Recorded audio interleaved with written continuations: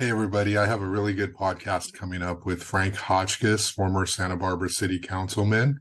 And so before that starts, and I'm just going to take a second here, I wanted to ask you to please subscribe to the Santa Barbara Talks podcast on YouTube. I'm trying to gain subscribers and I'm trying to get as many as I can. The goal is some kind of monetization on YouTube. And the only way to do that is to build subscribers and increase watch time, and pretty good on watch time. It's that subscriber list. So please try to hit subscribe and let's get up to 400 subscribers. We're almost there. And I hope you see value in this podcast.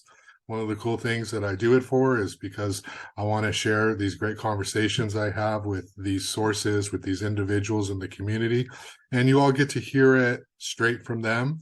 It's not something that is through the lens of a certain kind of narrative of a story. It's just a conversation between a journalist and a source, and it's an environment where everybody can feel safe to express themselves. And we talk about so many important issues in the community: housing, education, transportation, business, culture, politics. And in this podcast, people have the opportunity to say what they feel and speak candidly and not be judged and have a really great conversation. And then people can listen and watch and feel as though it's part of the discourse of what we have in Santa Barbara. So I really appreciate you taking the time to watch these podcasts. It's a lot of fun for me, and I know that the audience and the viewership really appreciates it. Also, visit santabarbaratalks.com and feel free to make a contribution. This podcast is owned by me, and it's something that I do completely 100% on my own. And so any support that you can offer is very much appreciated for my time, for my ability to expand and grow, to reach out and plan and talk to as many people and reach the largest audience possible. So thanks again for taking the time to watch. And some of you are already subscribers and some of you are seeing this for the first time. Appreciate it. Have a great day. Hit subscribe on YouTube. Thank you.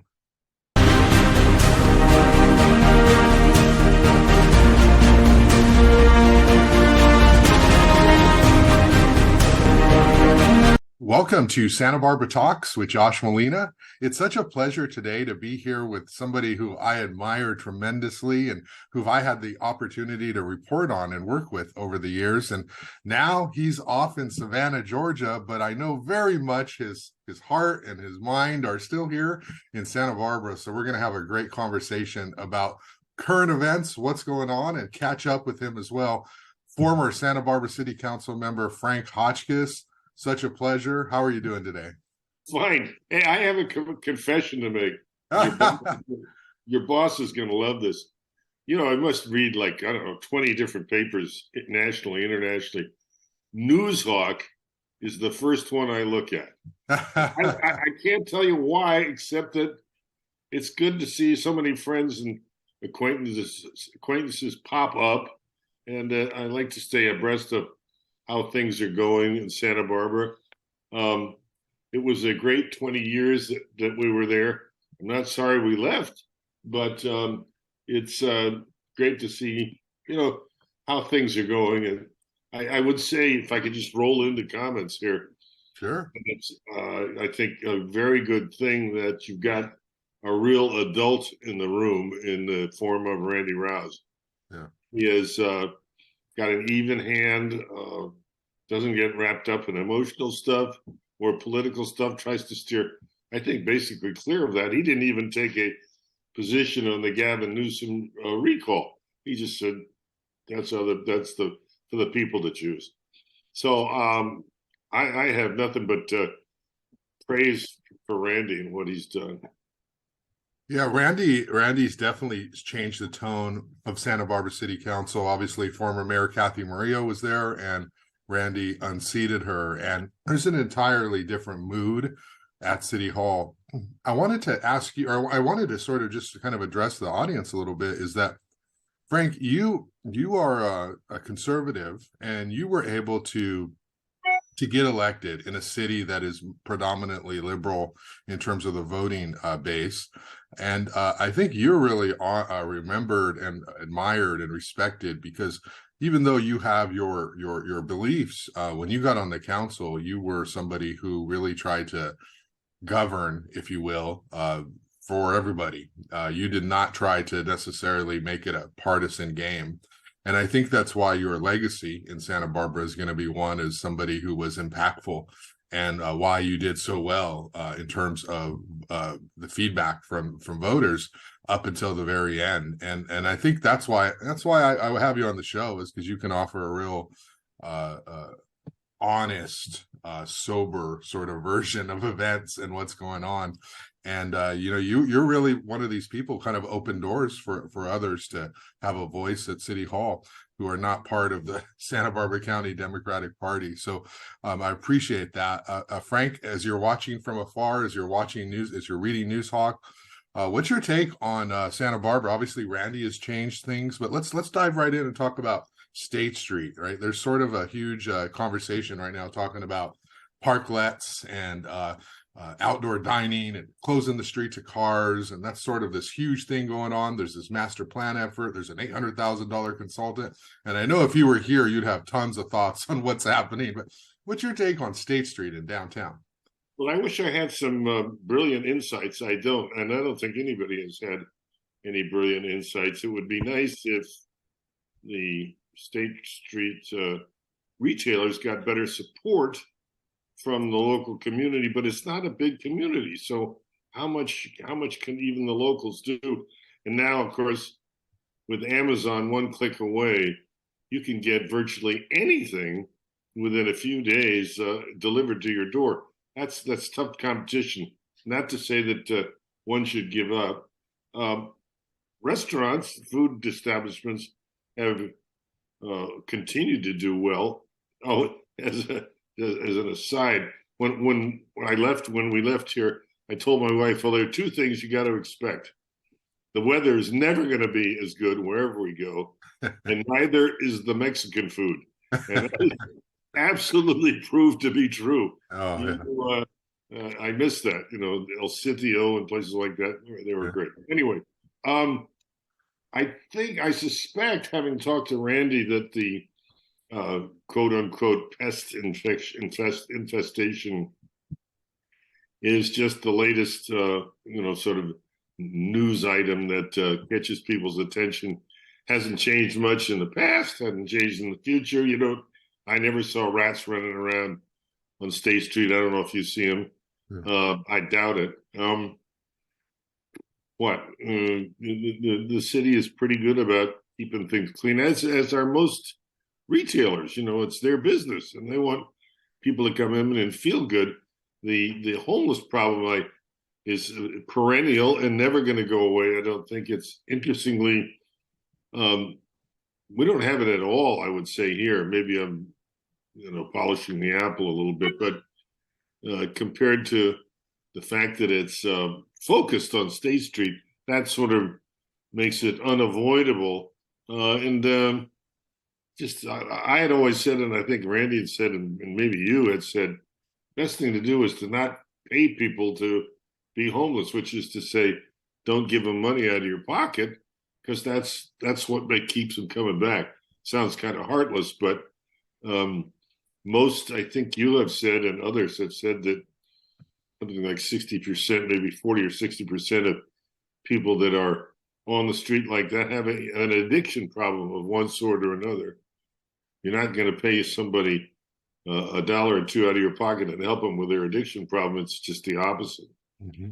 So I know California, at least I understand California, has followed the model, which is popular, housing first. Mm-hmm. Hasn't really worked. And California housing is so egregious, just as a general problem. I have yet to understand why we could sell our house for millions of dollars that, in fact, would be worth a quarter of that elsewhere in the country. But the market there it's just incredible. And if you're a homeowner, you're not going to complain. That's for sure. Right. Yeah. State Street and this whole issue with the rats has really sort of divided people, because it's actually pit some of the businesses against each other, and then politicians against businesses, and it's getting kind of out of hand. Meanwhile, the master plan effort is underway, and that's going to take a few years. And these businesses have to comply with storm drain requirements, and they have to make sure their parklets meet these standards to satisfy public works, and also just make them look aesthetically pleasing. So that's part of the conversation. I had to tell you, when Randy got elected, mood sort of changed in terms of at least response to journalists and access. And I know that other people in the community feel that way, is that he's created sort of an environment where even if he doesn't necessarily agree with you or you agree with him, he will talk to you still. And I think that's a really strong trait to have. I write stories all the time, and Randy will shoot me an email, a text, or he'll shoot Jerry, a comment on something I say on his show.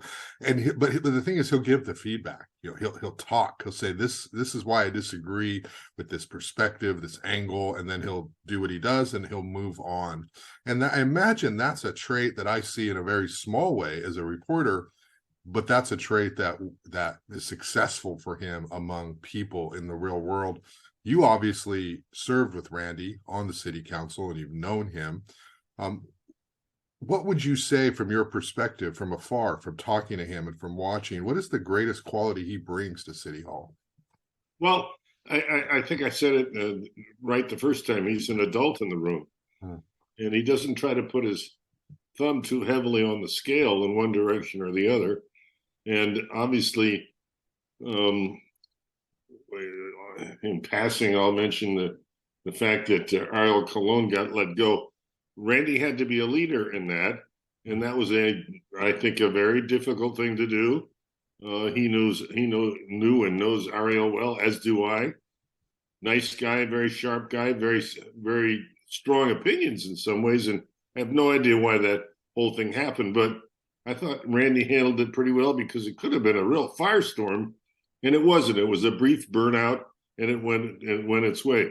I think Ariel ended up okay financially, which is good, because he's worked for 30 years in public service, and been an important addition to public life up and down the coast.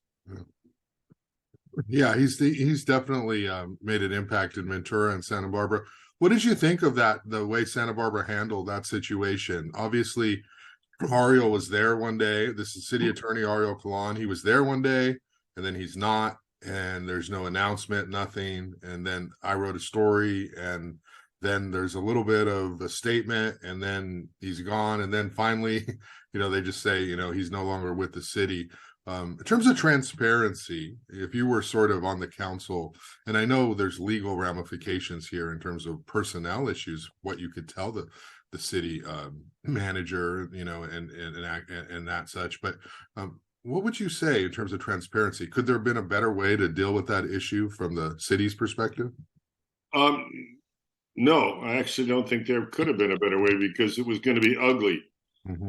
And they just sort of sat on their hands and kept their mouths closed. And ultimately, you and I and others got tired of talking about it, and they made their decision, and they moved on. Yeah. And it could have been long and painful, and it wasn't. So in that sense, I would have to say I think they did a darn good job. Speaking of people doing a good job, I think, at least as I gather, Rebecca Bjork is great. She certainly was when I was there. She wasn't in the present position that she is now, but she's a lady who listens well, doesn't let people push her around. She'll tell them what she thinks they ought to do, and goes on from there. So she's a darn good manager, and I think continues to be so, as far as I can understand. Yeah. Well, Rebecca is very respected. Almost uniformly, I hear positive comments about her from the city side of things. What do you think of this council? There's 7 of them. Obviously, we're talking about Randy. You know some of them. You've served with some of them. What do you think of how this council as a whole is working? And I preface that in the context of before we had 7 Democrats, 7 people who, in the end of the day, are going to agree on almost everything. Randy's, he is what he is. He's, moderate, right-leaning, conservative, whatever. He's not a part of the Democratic Party, but how do you think the seven of them are working together from your perspective? Well, they seem to be listening to him, so they're not acting as a block. I don't know that much about it, and I don't think I know any of them personally, but they're not home run hitters. But they're up there and they're not making any big mistakes, so that's good. You know, a city council is supposed to be representative of its people, and I guess to a degree it is. I only take exception to when I say representative of its people, when that becomes identity politics, which I hope it doesn't become. I don't think that's a good way to go, but that's nothing to do with today's city council. Yeah, that's definitely true. The council generally is in a better place, and I know because I talk to them and I know what they say to me. Notwithstanding the fact that Randy's, he's his own sort of entity. Hey, Frank, you're paying attention to this stuff in the city of Santa Barbara, but I know that you are somebody who thinks big and follows these issues nationally. What is your take on sort of the state of our country right now? Obviously, we just passed through the midterm elections, and it's so polarizing. It's the conversation is very rarely about the issues. It's always about who's going to take control of the House, who's going to take control of the Senate, and what does this mean for our policies or our perspectives going forward. And I recall that stuff really bothered you when you were in Santa Barbara, but what's your take on the country and where we're at right now in terms of politics? Well, I don't think there's any question we're a divided country. Mm-hmm. That sounds worse than I think it is. That's kind of what you expect from a democracy. And in that sense, it's healthy so long as the two sides are listening to each other. Sometimes they are, sometimes they're not. Interestingly, I left California, which is still, I think, pretty much a one-party state. And I came to Georgia, which oddly enough is also sort of a one-party state. They happen to be opposite parties. I didn't come here for that reason, but recently, the most recent election, the Republicans won every statewide position, with the exception of a runoff for senator, and that could be up in the air. But that's only one individual. I'm talking about 10, 15 other people that all up and down, and starting with the governor, Brian Kemp, who really trying to not be too dramatic here. Well, he really slaughtered, I guess you could say, his opponent. Second time around for her, Stacey Abrams, and last time that happened, she refused to admit that she'd lost, and this time, before the evening was out, she called up Kemp and said, "You won, thank you, goodbye." So that's healthy. That's good. It's not easy to do that, but it's good to do that. I'm glad she did. So anyway, it's sort of ironic that I moved from one party state to another one party state, although we're much more in play, I would say, than California has been, or maybe ever will be again. What do you think of Herschel Walker and Warnock and that whole? I mean, that's a national story, and every time Herschel Walker opens his mouth, everyone sort of goes after him, and he says a lot of really stupid things. But are you enjoying watching that contest, or is it sort of embarrassing? Well, no, I voted early last time and then also in this runoff. So it's a secret ballot, and I'm not saying which way I voted. Yeah. I think Warnock is closely allied to his party. I don't see him doing much independent thinking, and hard to say about Walker. He's never been a politician before. Yeah. Some people think that's terrible. Other people think that's just exactly what it should be. So we'll see. I think he will have an uphill battle to make it in the Senate. And if I were him, I'd have second thoughts about going to Washington. It's kind of like jumping in the shark pool and trying to swim. Not a pretty sight.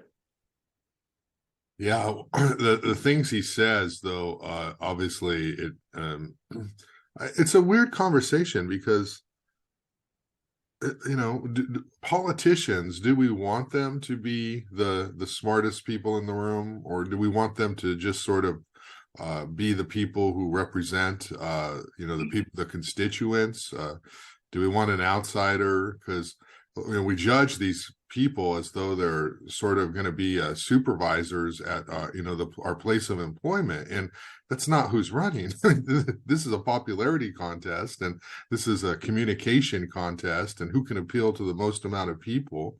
And so Herschel Walker has got this incredible name recognition, right? People know who he is, but then when he talks, we're like, how can he say those things? Those are not intelligent comments. And so it is what it is. But I know a lot of people will look past that if somebody has just got an R by their name, or even the other side, just a D by their name. They'll just say, well, I'm going to vote for that. So that's been more than an R or a D. He's got UGA after his name, which is University of Georgia. And he's loved and respected for what he did here as a football player. And I guess to some degree since then, I don't know that much about it, but I kind of duck and run when it comes to national politics. Yeah.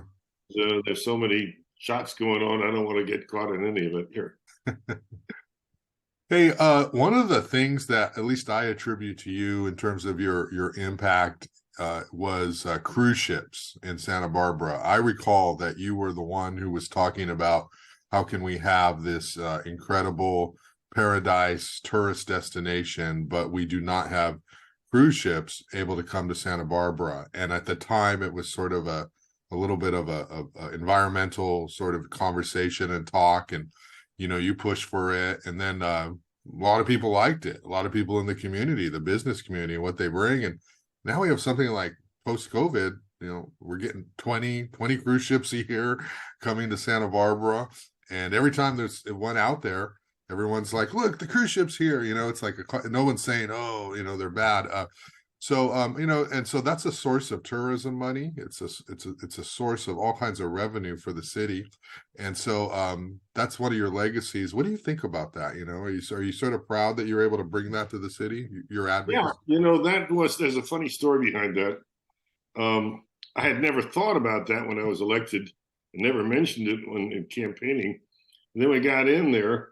I was trying to think what would be a good way to bolster the local economy without damaging things.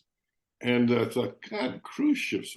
So we had, I think, 2 or 3 that year. And I went to the harbor department, and a bunch of nice guys. I said, how does that happen? They said, oh, they call us. I said, oh, well, how about if we call them? And well, yeah, I guess we could try that. That's what set off the charge, if I can put it that way. And when I had left, there may have been too many. I think there were 30 the last year I was there. So if you're down to 20, that's good. People will always complain no matter what you do. If you walk on water, you go like, well, why didn't you get your feet wet? So some people complained about cruise ships, but I think by and large they've been good. And I can tell you, here in Savannah, I do a number of things that allow me to meet all sorts of people I never would have met otherwise. And I think it's wonderful when strangers come in and you get a chance to interact with them. And that brings up just a minor thing here.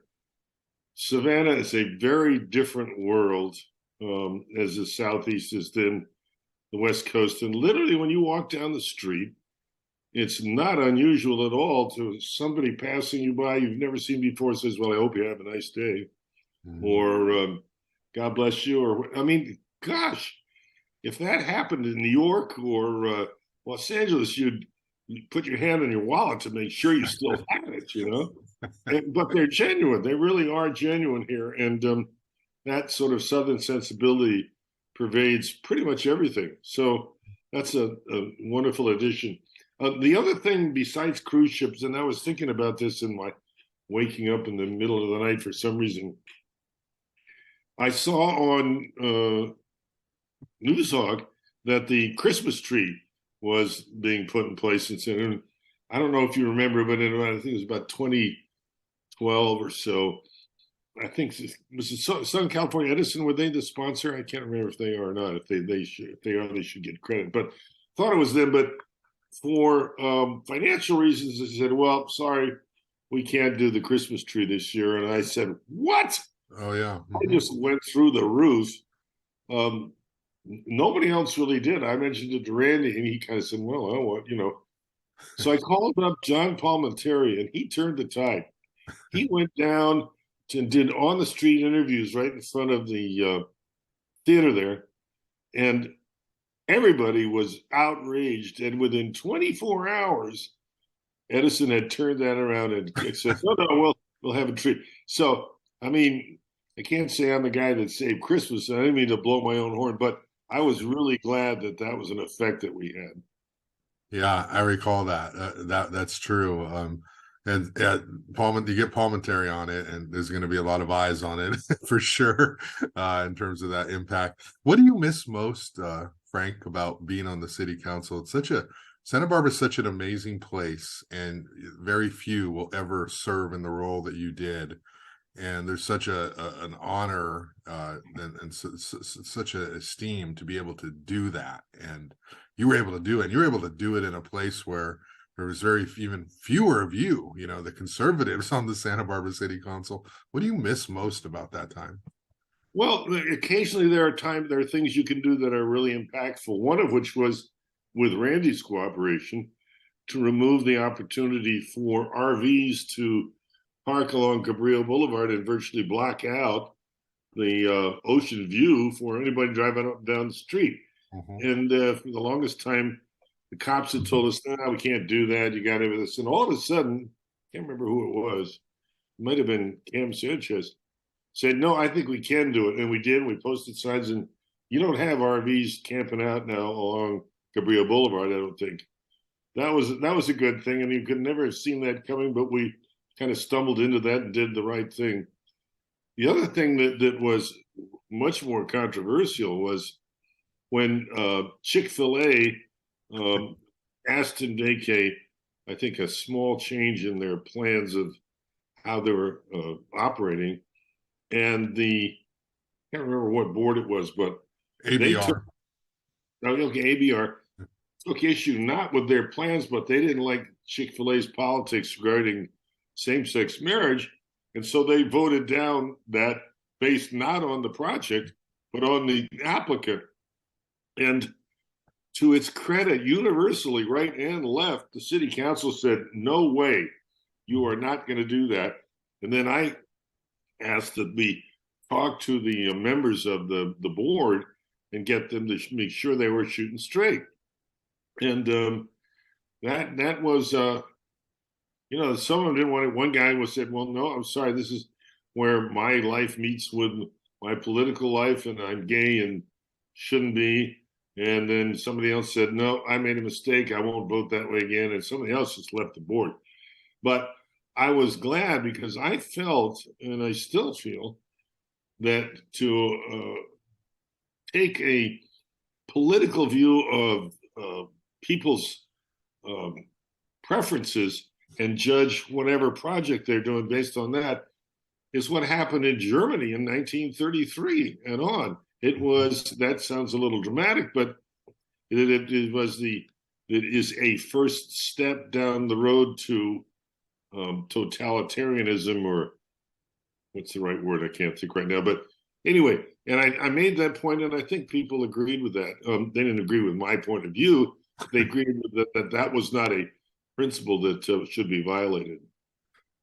Yeah, it's always a tough thing because the people who work at Chick-fil-A, they're not part of the ownership or corporation, and so if the ownership is donating again to policies you disagree with, fine, you don't have to agree with them, but they're teenagers, they're young people, they're just trying to make money over there, and you boycott this thing, you're impacting just people who you might even know in real life. I mean, I know this issue came up with Chick-fil-A and how popular they are now. They're so popular. There's lines out onto State Street, and so there's people who are like, "Close Chick-fil-A because it's horrible, unhealthy food, and they're also this terrible organization." It's like, well, all that may be true, but the people who work there it's their jobs, and I don't think you should blame people for policies of somebody very far away. It's entirely otherwise. I mean, you can't eat anywhere. I'm sure there's people who we don't agree with, no matter what side you're on, at every corporation. Well, more than that, there's 2,500 people, as I understand it, a day, local Santa Barbarans that enjoy having a Chick-fil-A club sandwich or whatever, and that's a strong vote. And I think Randy got that right away and said, we're not going to penalize success. And they've worked around it, and I guess it's been resolved, that traffic problem there. Yeah, well, I mean, it was incredible. The lines would back out onto the street, and then they hired the security. They hired people in the parking lot, and they manage it. And there's almost never, I've never seen a line now in 6 months when I drive by there. Newshawk's office is right around there. And now they're opening another one out in the Santa Barbara County area in Nolita. So they're definitely popular. Hey, Frank, I want to talk about you. You have a very unique, interesting background. I believe you worked as a journalist for a while. You're an actor. Yeah. You're a realtor. Can you talk for the audience about just give us a little bit of history on you and your career and some of the things you did? Yes, I started off as an actor, did some films or actually a film and television, and then got frustrated with that because you're always waiting for the phone to ring, and most of the time it doesn't. So when you work, you get great pay, and I love to act. I have to tell you, I don't know if you remember, but I did a bunch of plays with Rick Mokler and at college, at the college there, that were great, and I just love doing it. I mean, to me, it's like an opportunity to become somebody else, and a certain part of your nature comes out that you don't usually have or express. So acting was like that. Writing, oddly enough, has been very much the same. I think you've read maybe the book that I had. I'll do a promo if you want here, but can you see that? Right. Yeah, of course. Writing that book was the same. The people in that book sort of took over once I had them firmly in mind as to what their character was, and it was great fun to do it. As just briefly a story of an older guy who makes the mistake of falling in love with a much younger girl. There's nothing novel about that, but he's not going to be stupid or whatever. So they're going to be friends. And that's when he realizes he's playing with fire. And so he does make some mistakes. And then it's that's the kind of unserious part of the book. The book really talks about American life, particularly in the Northeast and in the New York corridor in the late 90s, and how it affects people and affected him. So I bring that up only because you were asking about background. Yeah. When I switched from acting to journalism, and then from journalism to public relations, excuse me, I got a spam call. Sure. I was head of publications for the LA Olympics for a while, and then left there, and Adidas found me and put me in charge of their Olympic program, which was great. I got to meet all sorts of famous people, from Bob Beamon to, God, I don't know who else. Everybody in those Olympics. And then just from that, it was natural to take the PR side of it and make it a business, which I did. I was not very good as a realtor. I don't really know why, but I was never that good at that. So when it came time to either be elected as mayor or not, or had been termed out, I really wasn't, I don't know why, I wasn't sorry that I didn't win. I would like to have won, but I wasn't devastated by any means. It just seemed like it was time to move on. I think, as I told you before, to the next chapter, which is what I've got here in Savannah. I don't know, end of story. Something more you want to hear? Well, you reminded me that the first time I met you was a long time ago when I was at the News Press, and you were a realtor, and the city, and you can probably correct me here if you remember it better than I do, but the city was doing these creek setback rules. And so they were saying that top of bank of the creek would now extend this far away, which was potentially infringing on people's backyards because they wanted to do, I guess, easements or trails or something. And I remember, you came in and you were at the time, it's like there's this realtor guy coming in to talk to the city hall reporter, and there may have been an editor in the room or a couple other people too. And you were talking about how, hey, this is an infringement on private property, and the city can't do this. And we did stories, and you were not running for anything at that time. You were just doing your job, and the city backed off on that. And do you remember that? Do you remember that conversation we had way back when? Honestly, I don't remember that much about it. I do remember another instance where I was able to do something that swayed the city council with the help of Joe Campanelli. I don't know if you know Joe. Yeah. Good contractor and general contractor. The city had proposed, the fire department was proposing that to require sprinklers be reinstalled in any home that was going to be, I don't know, a small amount of change.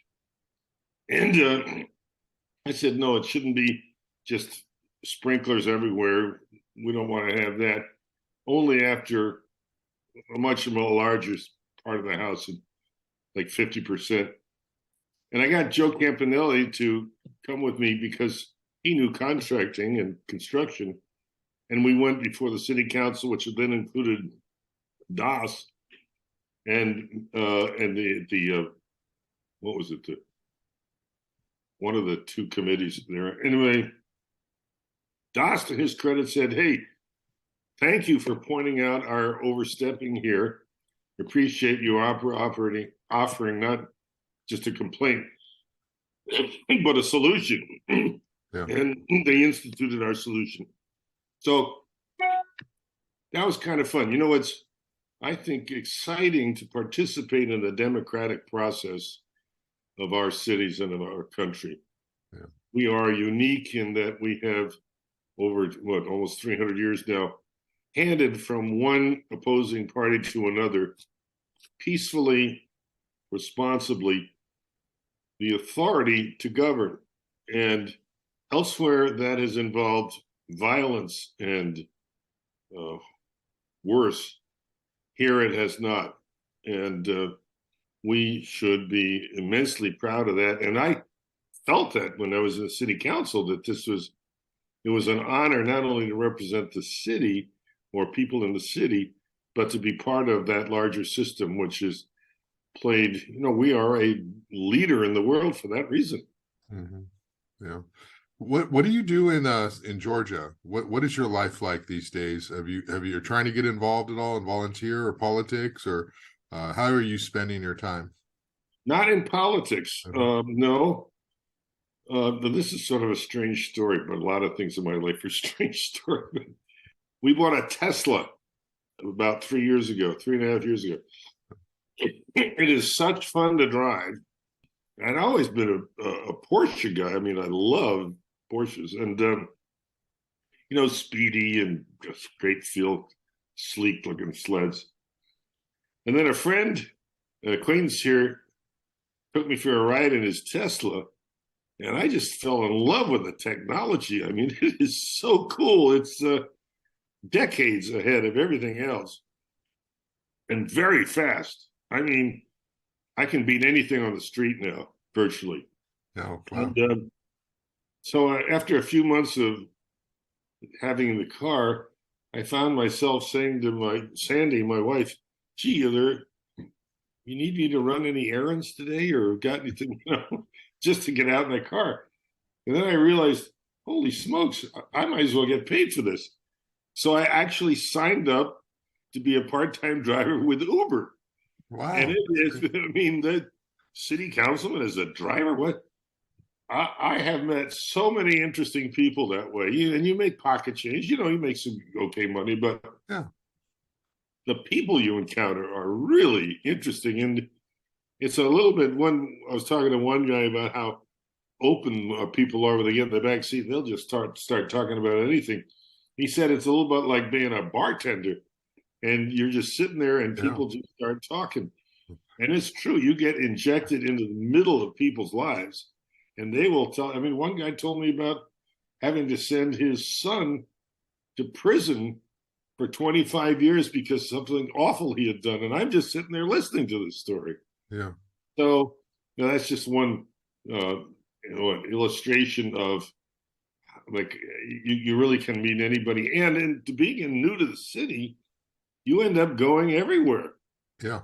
I think I know this city better than most of the realtors that I talk to here.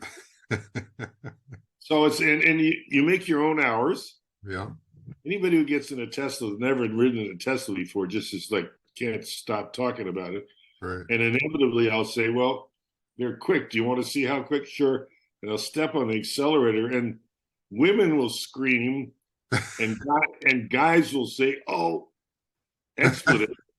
It's a gender thing. It's amazing. Uh-huh. And they're all thrilled. They just think it's great fun. So, well, I'm going to remember this drive forever. So anyway, that's one of the things I've been doing. The other is been promoting my book as best I could. I've only got one in print, and there was a guy who was actually quite well known here as a producer, read it, and I thought I'd just call him up, see if he liked it. He said, "You must be psychic." I said, "Why?" He said, "I just finished your book, and I'm still so emotionally moved by it."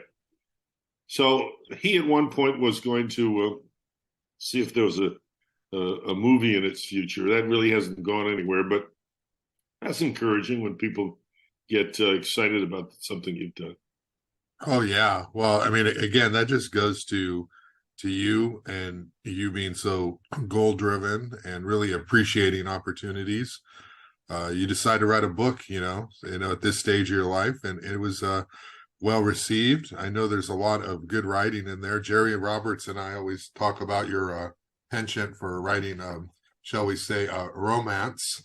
Yeah, that was absolutely romance. Yeah, and there's some pretty spicy parts in it too. I was in it's funny. I was in a seniors nursing home in Santa Barbara, and at some point, no, I was promoting the book. And I said, in closing, I have to tell you that there's some pretty racy parts here.